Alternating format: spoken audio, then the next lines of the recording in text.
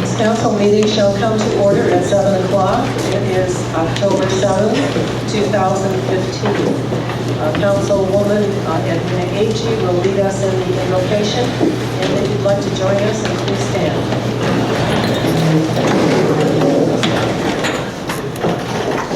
Lord, we are meeting today to conduct matters of business. Guide our hearts and our minds in the spirit of fairness, right thoughts, and speech. Thank you for being our source of guidance today. Amen. Amen. I pledge allegiance to the flag of the United States of America and to the republic for which it stands, one nation, under God, indivisible, with liberty and justice for all. Good evening, everyone. We will start with the roll call. Adams. Here. Jones. Here. Sepharadi. Here. Jackson. Here. Brownlee. Here. Kojanski. Here. Agee. Here. Albers. Here. Tonight we have a public hearing for a community development block grant. And may I have a motion to temporarily adjourn the regular council meeting and have a public hearing for the Cuyahoga County 2016 Competitive Municipal Grant Program. So moved. Call the roll, please. Oh, I'm sorry, may I have a second? Second. Adams. Yes. Jones. Yes. Sepharadi. Yes. Jackson. Yes. Brownlee. Yes. Kojanski. Yes. Agee. Yes. Albers. Yes. Mr. Wren, our city engineer, will explain the program to you and our ideas. Thank you. Thank you very much. Good evening, members of council, ladies and gentlemen. I'm Ed Wren. I'm the city engineer, and I'm here as part of the public hearing for the 2016 Municipal Grant Program, which is administered by the Cuyahoga County Department of Development. The Municipal Grant Program is a competitive grant program that makes awards to help strengthen cities, encourage regional collaboration, and improve the quality of life for county residents. Successful applicants receive awards to fund improvements to public infrastructure, road construction maintenance, and accessibility improvements. Cuyahoga County uses federal funds to support the program. Federal Community Development Block Grant funding obligates both the county and the grant awardees to meet certain objectives and to adhere to some specific federal government requirements.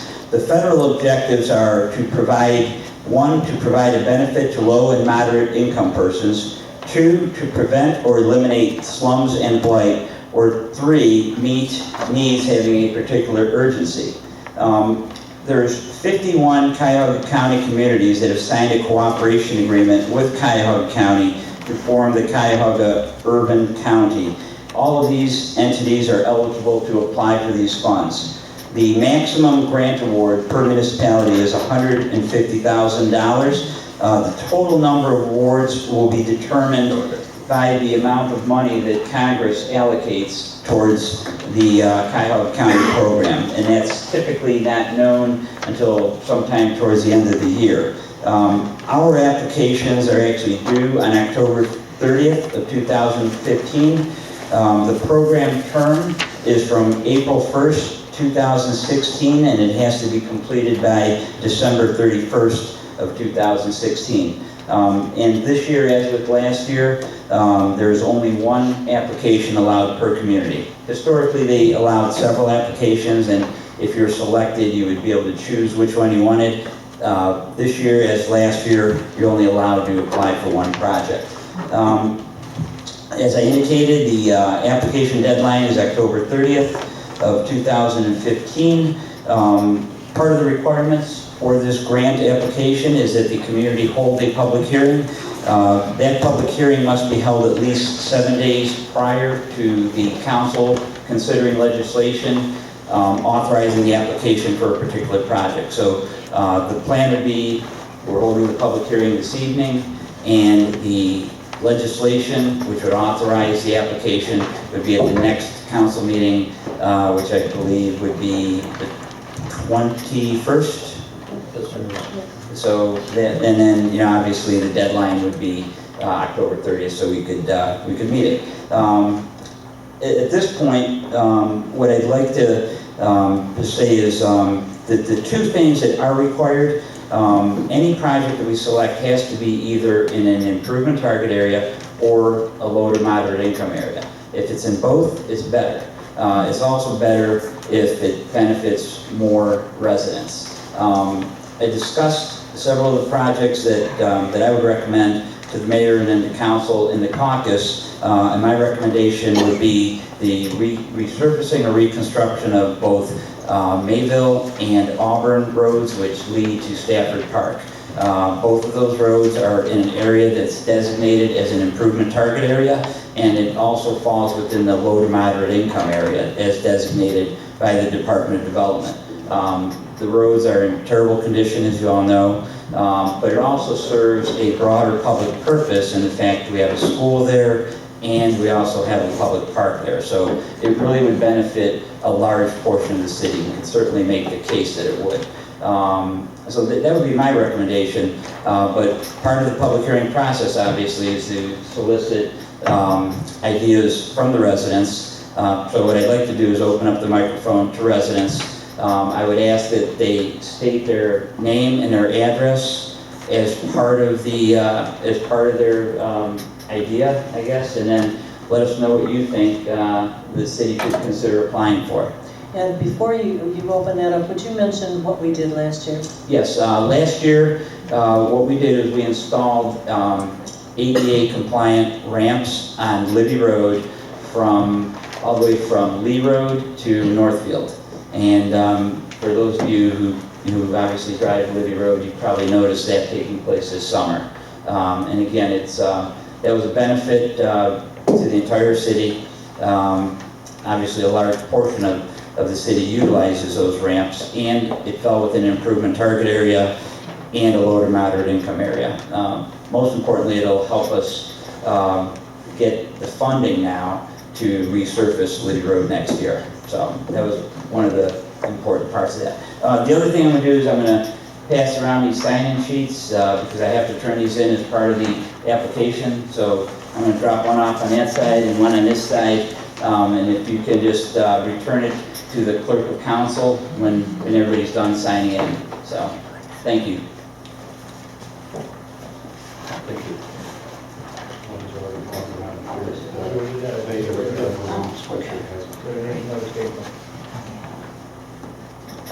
Anybody wants to come up?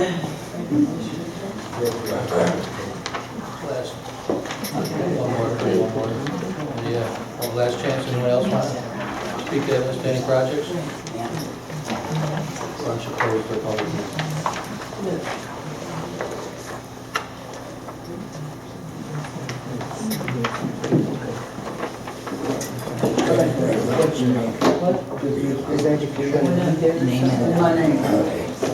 Madam Chair.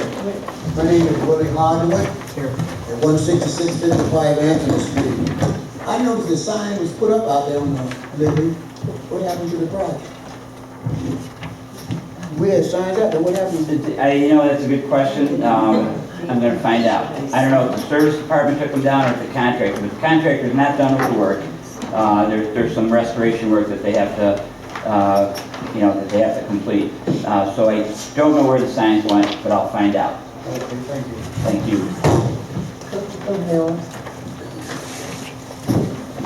Like I said in council, the only thing I want to do is get on record that District 1, we have 4 or 5 streets that's in bad shape. We have sewers on Steinway that's been ongoing for 20 years. So if any funding comes up, I would like you to take a look at those streets. Thank you. Thank you, and that's, we certainly always keep our eyes open to see if there's any funding sources for obviously any type of improvement, infrastructure improvement in the city. So we'll certainly keep our eyes open for that. Thank you. Is there anyone else that has a suggestion?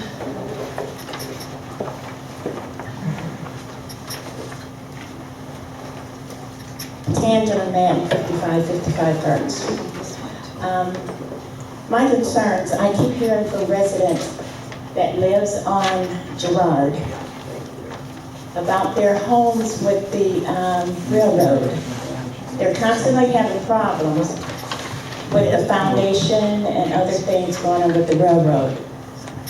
So there's some funding that should help those families with those homes on Girard.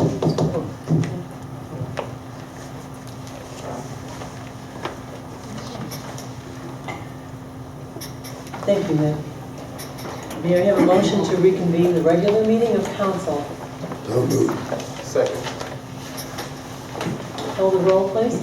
Adams. Yes. Jones. Yes. Sefirati. Yes. Jackson. Yes. Brownlee. Yes. Kojanski. Yes. Agee. Yes. May I have a motion to approve the regular minutes of the council meeting of September 16th, 2015? Second.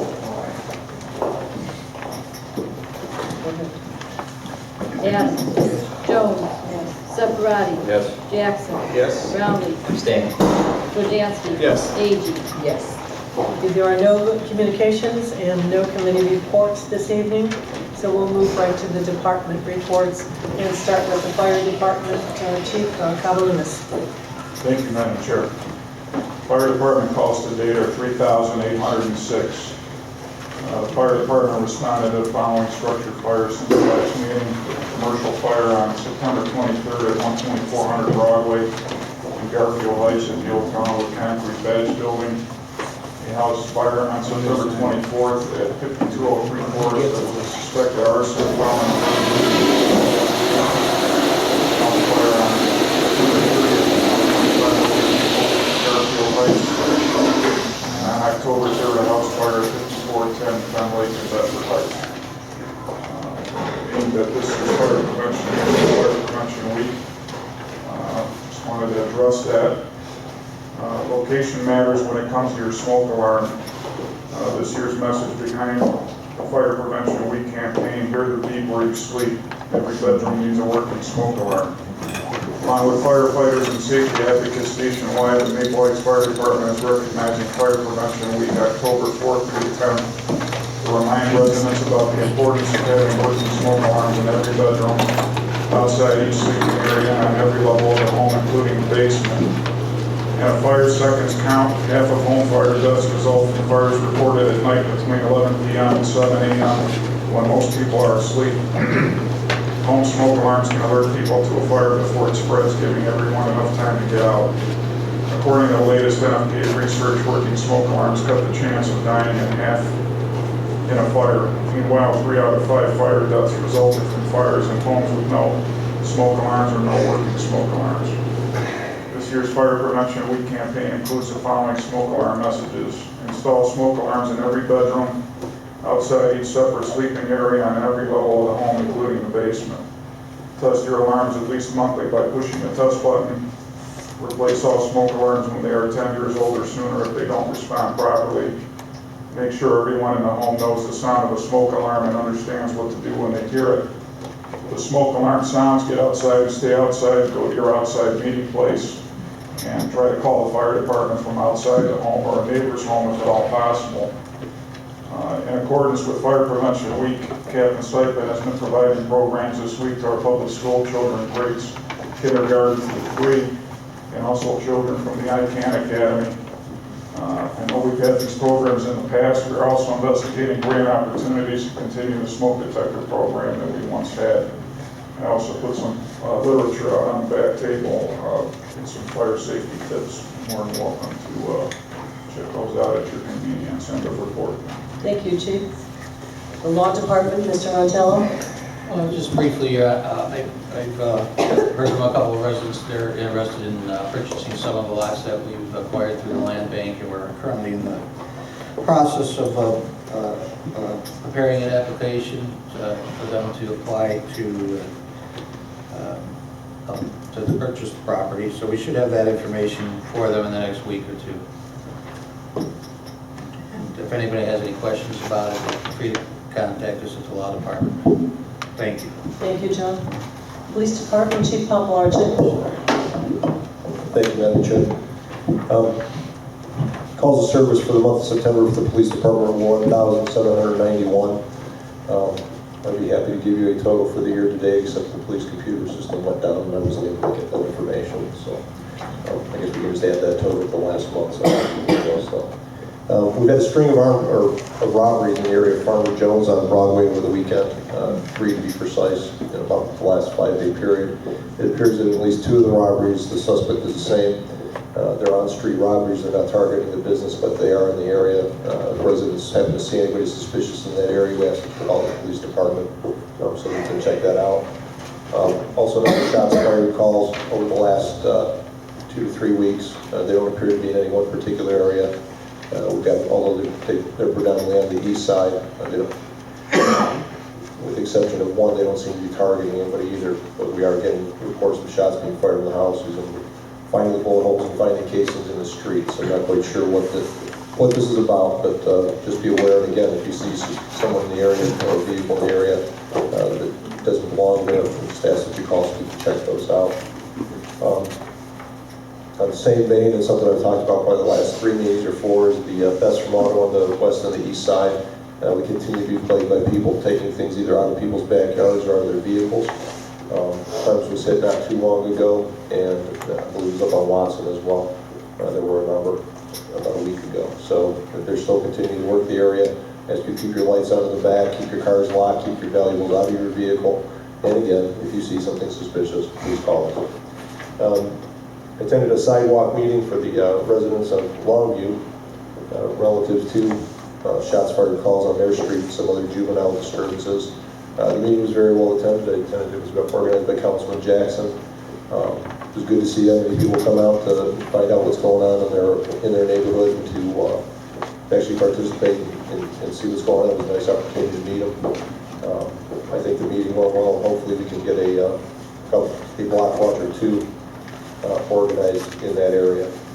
I believe we have one more meeting before the next thing is that you'll find out that we are going to have trick-or-treat Halloween this month. It'll be from 6 to 8, and we'll go over that, but just to reassure the residents, we will have the auxiliary police force out as we have always had in years past to kind of help things along and make sure that there's some extra people out on the streets for that purpose. And with that, I conclude my report. Thank you, Chief. Human Services Department, Mrs. Bopat. Thank you, Madam President. I just wanted to announce that we're pleased to let you know a few things. Many of you donate to the Harvest for Hunger program that is run. You either put food out or you make a donation. The money is collected. The Cleveland Food Bank then distributes it to all of the food banks that are in their network. So I'm pleased to announce that they've awarded $1,457 to the Maple Heights Food Bank to help us continue serving the residents of Maple Heights. Also, the Fraternal Order of Eagles in Bedford sent us a donation of $1,000 to help us see us through the end of the year. Also, the Division of Senior and Adult Services, and I'm having trouble. I was on vacation last time.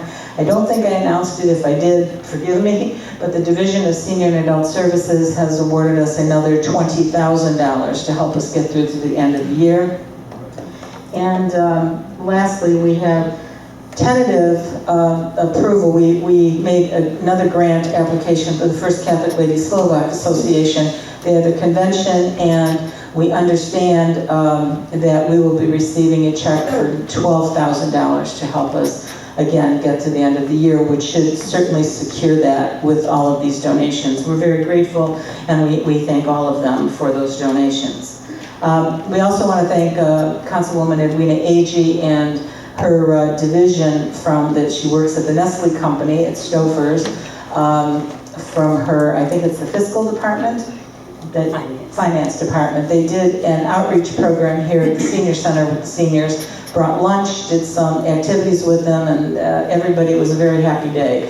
At the same time, helping them were the students from Maple Heights High School. It was the National Honor Society group was here. And it was an exceptional day. The young people were here. They helped serve lunch, but more importantly, they sat and talked with the seniors. And when you came into the room, you could just feel the electricity in the room. They stayed for the whole day. That particular day, I got a phone call around 11 o'clock that two of our volunteers at the food pantry in the afternoon were not going to be there, and we had a large delivery coming from the Cleveland Food Bank, a semi bringing food to deliver. I mentioned it to the teacher that was here, and she talked to the students, and 6 of them volunteered. They were not going back to school that day. They went back to school, though, reported in, and left, and came over to the Maple Heights Food Pantry, and basically unloaded the truck of food at the pantry. So we're very appreciative both to the Nestle Company and to the National Honor Society at Maple Heights High School. Lastly, there's been some confusion. We've had a few people come into the senior center concerned about the levy that is on the ballot. That's issue 67. That is the levy to support the services of the Maple Heights Senior Center, which include the food pantry, the senior center, and what we provide to families with utility shutoffs, with many other things. The concern was that we have in our newsletter that it will cost an average homeowner, and average we meant if your home is valued at approximately $50,000, the cost for this levy, it will cost you $1.90 a month. So that will be $22.75 for the average homeowner. If your home is valued higher or lower, it will adjust. If you want to know what that number is, I have from Cuyahoga County, I have the list of what that will cost you. The confusion is that it is not based on your valuation, the total evaluation. It's based on 35% of the valuation of your home. So there is a formula that they use for new levies and current ones. There is no discount for the homestead. For people receiving homestead, it is across the board the same. So everyone who owns a home will be paying the same rate, that 1.3 mil. And I can show you the formula, and I can give you the amount. If you know how much your house is valued at, I can tell you what the increase on your real estate tax will be. Okay? Thank you so much. End of report. Thank you, Mrs. Bocat. Finance Department, Ms. Kroll. Good evening to the council and the residents. Just a few things. You may have read about the antitrust suit with the salt company, Morton and Cargill, and also was published in the neighborhood news that it was settled. Maple Heights' share of that $11 million plus, the $17,700 plus dollars. And we did receive the check already, so as they were publishing, they were mailing out the checks. So I just wanted to let everyone know that we did receive our share as published. Also, back in August, this body had approved the purchases of some new vehicles for the fire department and the police department. And I'm happy to announce that we have secured financing, the contracts have been received and signed, and the cars are ready to be ordered and hopefully delivered within months. That concludes my report. Thank you. Thank you, Irene. We now come to resident citizens' comments. If you'd like to step up to the podium, you have something you'd like to share with us, give us your name and your address, please.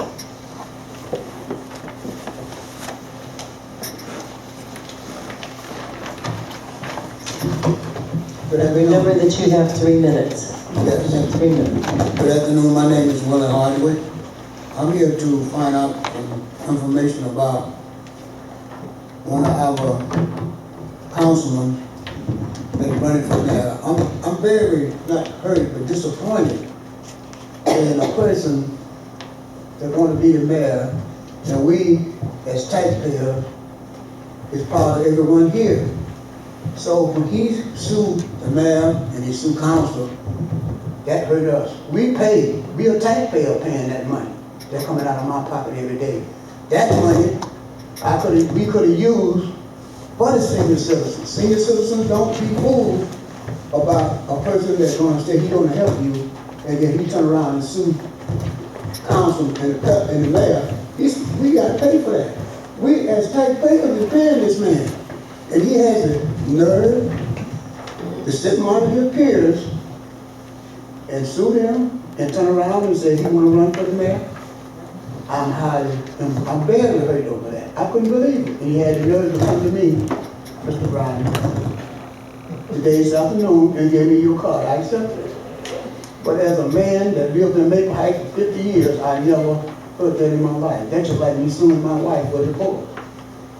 And here we are been living together. That would be the same thing, the way you hurt us. You hurt them, you hurt them just as well as you hurt us. You hurt my pocket when you did that. I pay taxes every year. And you say you want to run for the mayor? How could you do that? That's just like telling my son, get out of the house. I don't need you here. I want you to be a part of the family. You tell us you want us to be a part of it. You want to be part of our family, and you see what? That's not right. Chief, appreciate you taking care of that motorcycle that you were on. You parked in the driveway. I appreciate that. We got another problem where a gentleman at 57 Clement has a trailer parked in his yard. We don't need trailers parked in the yard just like a down vehicle not running. That bring down the neighborhood. So I appreciate you going to taking care of that problem. Thank you.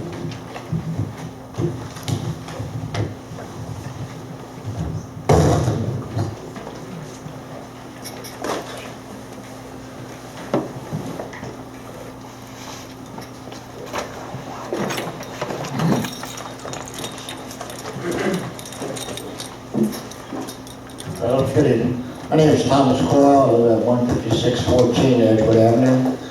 I do have a question concerning the property tax issue. With that, is that going to be the amount that they're talking about? Is that going to be for the current property tax value, or is that going to be for the updated property tax value that everybody got noticed on? Could be a big issue. With the holidays coming up, had an idea, and I really haven't seen it done in the past, and maybe something to think about, and it also will help benefit the food pantry.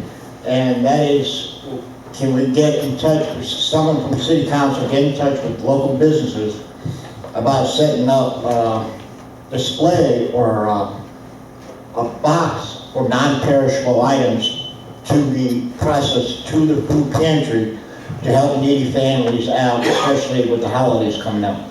Seems like that is the time of the year where more families are more stricken with lack of food, and maybe going to the food pantry and getting donations from businesses, i.e. such as like Drug Mart, have a box set up with non-perishable items for people to donate, and maybe also getting in touch with schools, maybe have the schools help out with the food pantry issue, getting donations, non-perishable items for the food pantry. Thank you.